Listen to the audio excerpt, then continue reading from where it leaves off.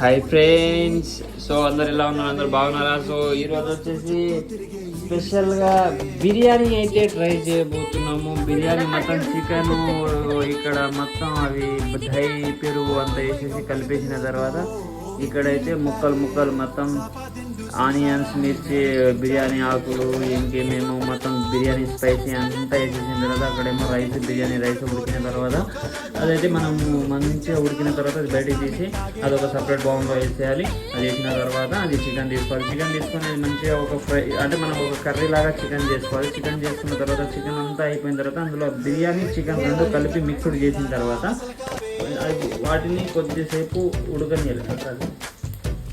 So మన ready అయిపోతుంది. ఇది బిర్యానీ బియ్యం అన్నమాట. ఇది biryani rice, basmati rice. Okay, ఇంకేమైనా ఉందో చెప్పు నువ్వు. బిర్యానీ రెడీ.